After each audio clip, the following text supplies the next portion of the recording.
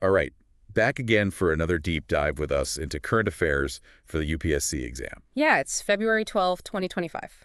We've got a lot to cover, so let's jump right in. Sounds good. Before we start, though, just a quick reminder to like and subscribe if you're finding these deep dives helpful. That way you won't miss any future episodes. Okay, so first up today, we're talking about lumpy skin disease, or LSD. Oh, LSD. I've heard about this one. Pretty nasty stuff. Yeah, and BioVet, a subsidiary of Pharep Biotech, just came out with a new vaccine for it. Wow, a new vaccine. That's great news. Can you give us the rundown on this disease? What is it, and why is a vaccine so important? Sure. So LSD is a viral disease. It mainly affects cattle Oh, okay. and water buffalo. Right, right.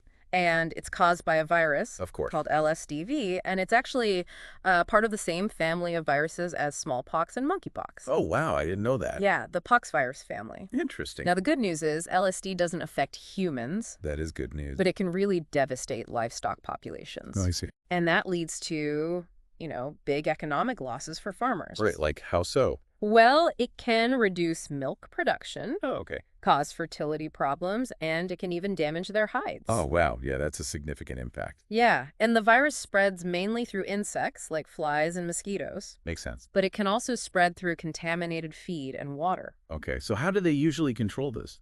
Well, the problem is there's no treatment for the virus itself.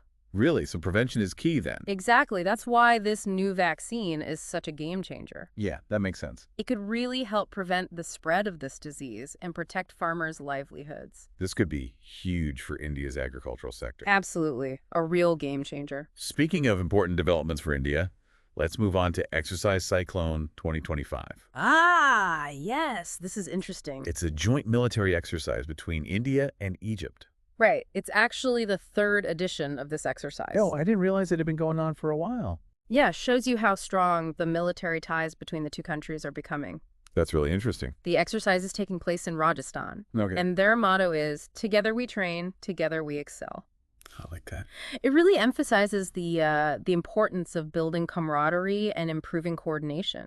Makes sense. So what they're doing is they're training in counterterrorism operations, Wow. high-intensity combat, and survival techniques in desert conditions. So really essential skills. Yeah, and it's particularly relevant given the security challenges both countries face, Right, definitely. So exercises like this are really important for improving, coordination and readiness Oh, absolutely. to address those shared security challenges. All right, let's shift gears now to something a little different. Okay, what do we have? Natco Pharma just got FDA approval for a generic version of Tracleer. Tracleer. Oh, yeah, I've heard of that. It's used to treat pulmonary arterial hypertension, or PAH. Right, PAH. Okay. Can you break down what PAH is for those of us who, aren't doctors? Sure. So PAH is a pretty serious condition. It affects the arteries in your lungs. Okay. It causes those arteries to narrow, I see. which makes it much harder for your heart to pump blood through them. Oh, wow. You can think of it like trying to force water through a narrow pipe. Oh, that's a good analogy. Yeah, it just takes a lot more effort, Oh, right? And this constant strain on the heart can eventually lead to heart failure. That sounds really serious. It is, and one of the most challenging things about PAH is that in many cases we don't know the exact cause. Oh, really? Yeah, but there are a few things that can contribute to it, like congenital heart disease, Okay. connective tissue diseases, and even certain medications. So a lot of different potential causes. Yeah, it can be tough to pinpoint sometimes. So if there's no known cause in a lot of cases, Yeah. what can people do? Well, early detection and management are absolutely crucial. Right. That's why it's important to be aware of the symptoms. So what are some of those symptoms? Well, one of the most common is shortness of breath, especially during physical activity. Okay. You might also experience chest pain, fatigue, dizziness, Oh, wow. and even, your lips or fingers might turn a bit blue because of a lack of oxygen. Oh, that sounds scary. It can be a very serious condition. For sure. So yeah, early detection is really important. Absolutely. Well, let's move on to a totally different topic now. All right, sounds good. The University of Florida is currently doing research on ways to remove Burmese pythons from the state. Burmese pythons, what's going on with that? Yeah, why are these pythons considered invasive in Florida when they're vulnerable in their native habitat?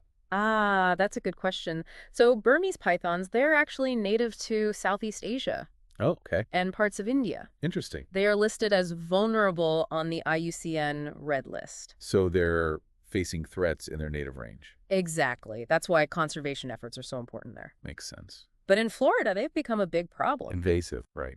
Yeah, an invasive species, and it's mostly because of the pet trade. The pet trade.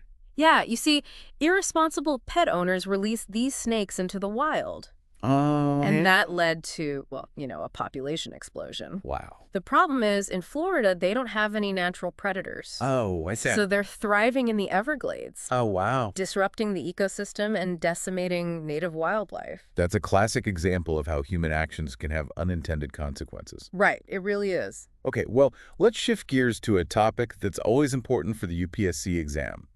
Defense. All right, what's happening in the world of defense? Russia has offered the R-37M missile to India. The R-37M, oh yes, this is big news. What's all the hype about? Well, it's one of the most advanced long-range air-to-air missiles out there. NATO calls it the Axe Head. Axe Head. That sounds pretty intimidating. It is, and it can hit targets up to 400 kilometers away. Wow, 400 kilometers. Yeah, think about it. That's almost the distance from Delhi to Jaipur. That's incredible. It's specifically designed to take out high-value targets like AWSCS and tanker aircraft. Which are essential for, supporting enemy operations. Exactly, and here's the kicker. It travels at hypersonic speeds, reaching up to Mach 6. Mach 6, that's insanely fast. It is, which makes it really hard to intercept. Definitely gives it an edge in air combat. For sure, a real game changer. Okay, get ready for this. Our next topic is about a structure so massive, it's almost impossible to wrap your head around. Okay, I'm intrigued. Tell me more. It's called Quipu, and it could be the largest known structure in the universe. The largest structure? Wow, that's hard to imagine. I know, we're talking about a superstructure of galaxies. Superstructure. Spanning a mind-boggling 1.3 billion light years. 1.3 billion light years, that's just, I don't even have words. I know, it's mind-blowing. Our Milky Way galaxy is just a tiny speck compared to this thing. Right. It puts things into perspective. It really does. And it's estimated to contain something like 200 quadrillion solar masses. 200 quadrillion? Wow, that number's just, I can't even. It's crazy, right? Yeah, it's like beyond comprehension. And the structure itself is like this giant cosmic web. Cosmic web, interesting. Yeah, with a long central filament, and then all these filaments branching out from it. Oh, I see. And they named it Quipu after the Incan system of knotted cords. Ah, because the structure kind of looks like those intricate knots. Exactly. It's pretty fascinating. It really is. I mean, to think that such massive structures exist out there. I know, it's incredible. It really makes you wonder what else is out there. All right, well, let's bring things back down to earth a bit. Okay, where are we heading now? Let's talk about Yashas, HAL's newly renamed and upgraded jet training aircraft. Yashas, I remember that. It used to be called the HJT-36. That's right. It's undergone a major transformation. What kind of upgrades are we talking about? Well, for starters, they've given it state-of-the-art avionics, Okay. a modernized cockpit. So better situational awareness for the pilots. Exactly. And they've significantly reduced its weight to improve performance. That's a smart move. And what's really impressive is that they've replaced a lot of the imported components with Indian-made LRUs. Oh, wow. So boosting India's self-reliance in defense manufacturing. That's the goal, and this aircraft is specifically designed for Stage 2 pilot training. Stage 2, so what kind of training does that involve? It prepares pilots for a variety of missions, including counterinsurgency operations and air-to-ground combat. That's a crucial stage in their training. Absolutely. They're really getting them ready for anything. Sounds like a really versatile aircraft. All right, let's move on to another government scheme that's been in the news lately. Okay, which one is that? The PM-AJY scheme. PM-AJY. Okay, can you refresh my memory on what that stands for? Sure, it stands for Pradhan Mantri Anusuchit Jati Abhiday Yojana. Pradhan Mantri Anusuchit Jati Abhiday Yojana, right? Got it. It's a 100% centrally sponsored scheme, and its main objective is to uplift scheduled caste communities across India. Uplift them how? It aims to reduce poverty and improve their socioeconomic conditions. That's a really important goal. It is, and actually, this scheme is a consolidation of 3 previous schemes. Oh, really? Which ones? PM-AJY, SCA to SCSP, and BJRCY. So they've streamlined those efforts into one scheme. Exactly, and it's a multi-pronged approach to tackling a complex issue. So how does it work? Well, it provides financial assistance for things like skill development and entrepreneurship training. So creating employment opportunities. Right. It also supports infrastructure development in villages with significant SE populations. Makes sense, ensuring they have access to basic amenities. Exactly. Healthcare, education, sanitation, all the essentials. It sounds like a comprehensive scheme. It's about empowering these communities and enabling them to achieve greater economic and social mobility. That's great, giving them the tools they need to thrive. Okay, let's turn our attention to a sensitive topic that's been in the news. Euthanasia. Ah, yes, this Okay. is always a complex issue. The Supreme Court recently agreed to hear a plea regarding passive euthanasia for rabies patients. Rabies patients, that's a unique case. It is, and it raises a lot of questions about the ethical and legal aspects of euthanasia. For sure. So can you remind us about the difference between passive and active euthanasia? Of course. So passive euthanasia is when you withhold or withdraw life-sustaining treatment, Okay. essentially allowing the patient to die naturally. Right, like taking someone off life support. Exactly. Yeah. Active euthanasia, on the other hand, is when you take deliberate steps to end a patient's life. So, like administering a lethal injection. Right, and in India, passive euthanasia was legalized in 2018. Oh, that's right. I remember that ruling. Yeah, terminally ill patients can now create a living will outlining their wishes for end-of-life care. Okay, so passive is legal, but active is still illegal. Exactly. So this plea about rabies patients is going to be interesting. Yeah, it's a tough situation. Rabies is incurable and fatal. Right, so I imagine the court will have to consider whether the current legal framework is adequate for these kinds of cases. It's a complex issue with a lot of nuances. For sure. It'll be interesting to see how it unfolds. And finally, let's talk about some upcoming elections. Elections, always a hot topic. These are for the Kazi Hills and Jaintia Hills Autonomous District Councils. Autonomous District Councils, or ADCs. Right, and they're scheduled for February 21st. Okay, so can you give us a quick rundown on what ADCs are and why these elections are important? Absolutely. So ADCs are unique forms of local self-governance. Local self-governance, interesting. Yeah, they're found in certain tribal areas. Where are those? Assam, Meghalaya, Tripura, and Mizoram. Got it. And they're enshrined in the 6th schedule of the Indian Constitution, Okay. which means they have a lot of autonomy in managing their affairs. So what kind of power do they have? They can make laws related to land, forests, traditional customs, and even establish their own village courts. Wow, that's a lot of power. They also play a big role in local development, Like how? managing resources, implementing welfare schemes, things like that. So these elections are pretty important for those communities. Definitely. It's about giving them the power to decide how their own regions are governed. Right, self-determination. Exactly. They get to choose representatives who will address their specific needs and concerns. It's a great example of grassroots democracy in action. That's right. It's about giving power to the people. All right, well, that's a lot to digest, but some really important topics there. Absolutely. And this is just part one. We've got more to cover in the next two parts. Okay, looking forward to it. Welcome back for part 2 of our deep dive into today's current affairs. All right, let's pick up where we left off. Sounds good to me. Okay, so next up, we've got a pretty significant development in India's defense capabilities. Okay, I'm all ears. India just successfully tested the Agni V missile. The Agni V, wow, that's big news. It is. It's an intercontinental ballistic missile. ICBM, right. That's the one. And it was just test-fired from Abdul Kalam Island off the coast of Odisha. So what's the big deal with this missile?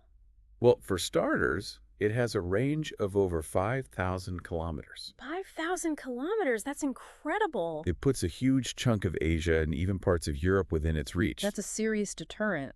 It is, and it's designed to carry nuclear warheads. Ah, so this is a key part of India's nuclear triad. Exactly. You've got the land-based missiles like Agni V, Right. sea-based missiles launched from submarines, Okay. and air-launched weapons delivered by aircraft. So having all three strengthens India's deterrent capabilities. Exactly. It reinforces their commitment to strategic autonomy. Makes sense, being able to defend themselves on all fronts. So this test was a major milestone. It shows India's technological capabilities Right. and their ability to develop these sophisticated weapon systems themselves. It sends a pretty clear message to potential adversaries. Definitely don't mess with us. All right, let's switch gears now to the textile industry.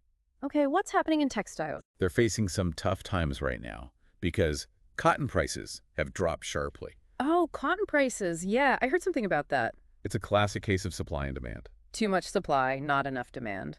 You got it. So why is the price dropping? Well, there are a few reasons. production has increased in major cotton-producing countries like India and the U.S.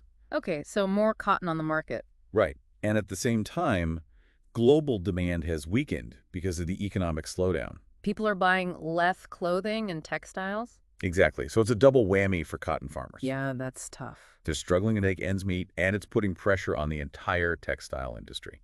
So what can be done about it? Well, the government could step in with some price support mechanisms or subsidies. Okay, that could help the farmers in the short term? Right. But in the long run, the industry needs to adapt. Adapt how? Focus on innovation, diversify their products, explore new markets, things like that. Yeah, they gotta find ways to stay competitive. Okay, let's move on to something that's creating a lot of buzz in the financial sector. Okay, tell me more. The RBI just launched its new digital rupee. Digital rupee, that's interesting. What is that exactly? It's basically a digital version of the physical rupee. Like our money, but online? Pretty much, it's a central bank digital currency, or CBDC. So is it like Bitcoin or other cryptocurrencies? Not really. The digital rupee is issued and regulated by the RBI. Okay. So it's legal tender, backed by the government. Right. Unlike cryptocurrencies, which are decentralized. Exactly. So what are the advantages of having a digital rupee? Well, it could reduce the cost of printing and handling physical cash. Makes sense. Transactions would be faster, more efficient, and more secure. That's a big plus. And it could help bring more people into the formal financial system. Financial inclusion, right. Exactly, reaching those who don't have access to traditional banking services. This could be a real game changer for the Indian economy. Definitely a step towards a more digital future. All right, let's dive into a field that's rapidly changing. Artificial intelligence. AI, yeah, it's everywhere these days. It's even making its way into the legal profession. AI and law, now that's an interesting combination. It is. There are a lot of potential benefits, but also some concerns. Okay, like what?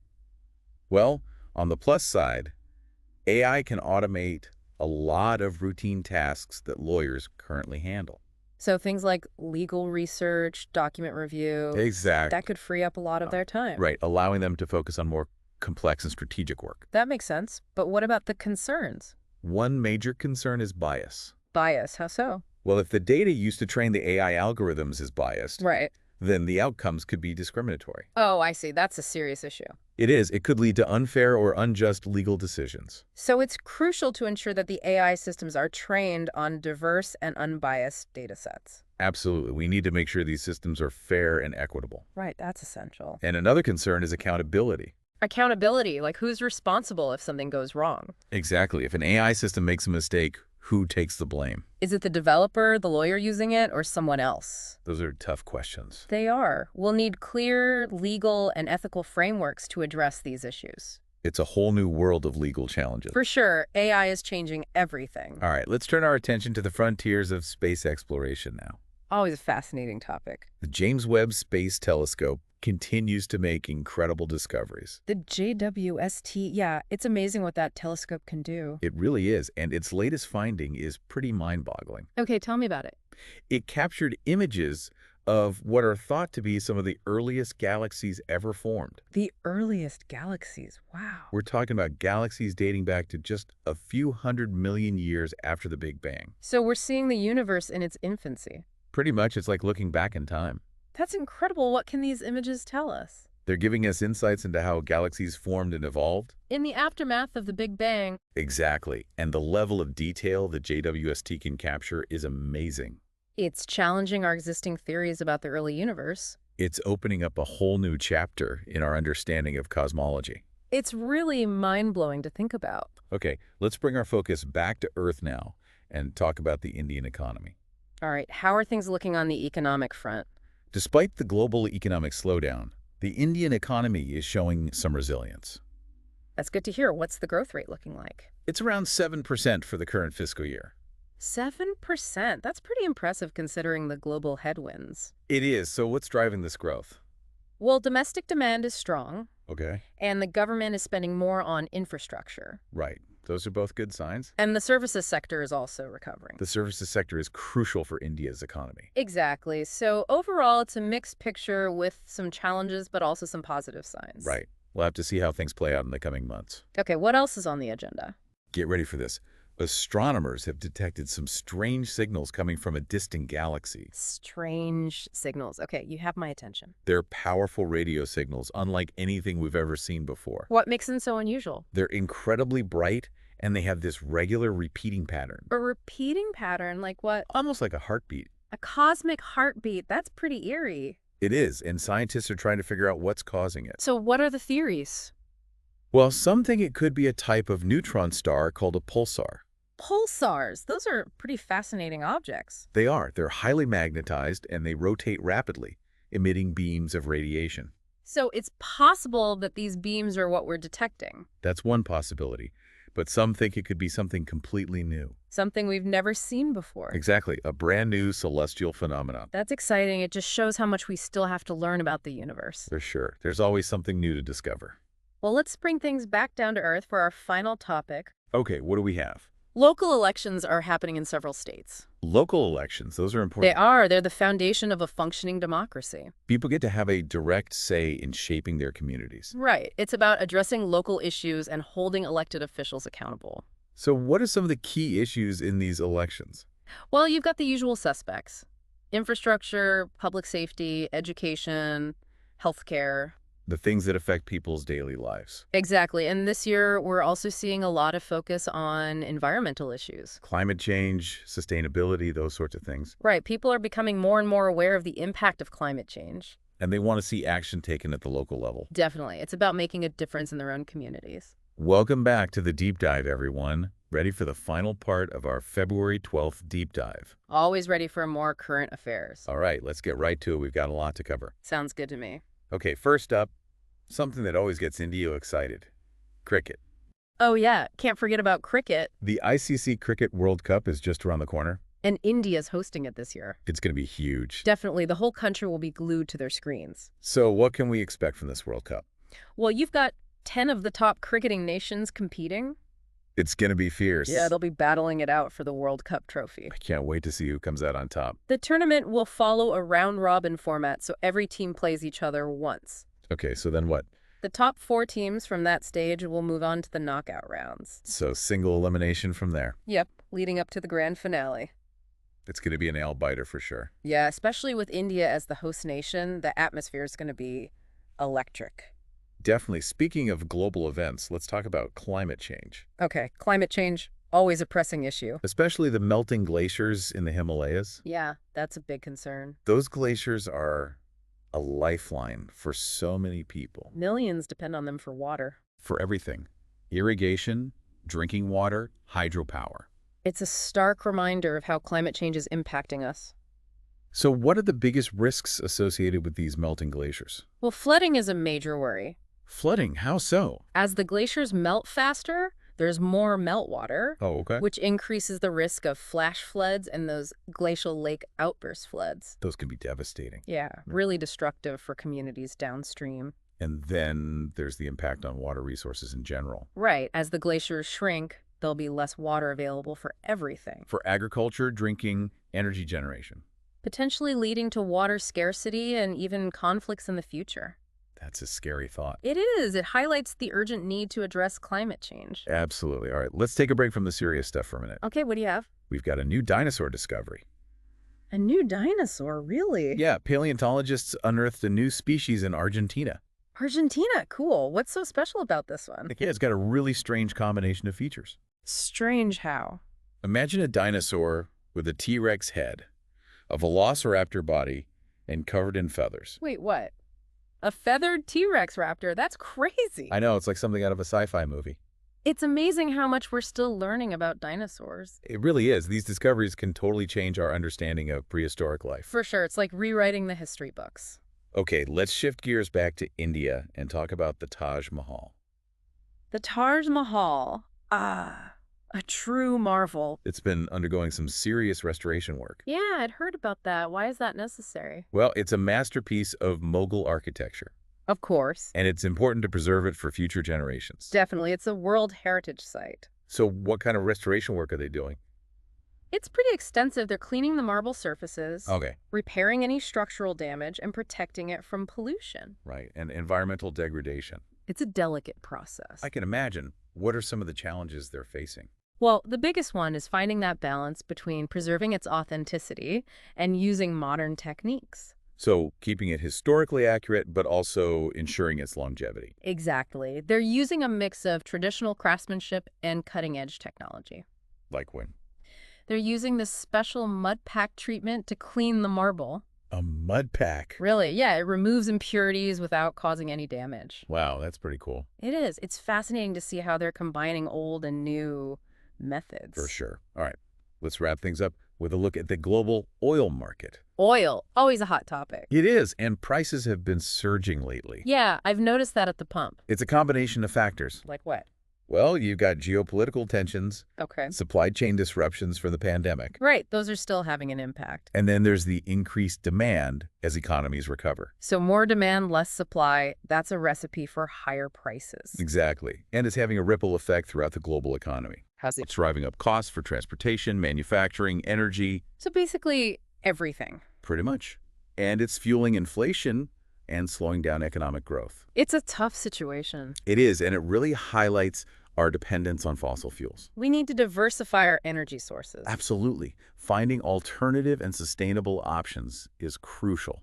Well, I think that's a good place to wrap up this deep dive. I agree, we've covered a ton of ground today. From cricket and dinosaurs to climate change and the oil market. It's been quite a journey through current affairs. Always something new happening in the world. That's for sure, and that's why we do these deep dives. To keep you informed and prepared. Especially for those of you taking the UPSC exam. We hope these deep dives are helpful. Don't forget to like and subscribe if you're enjoying them.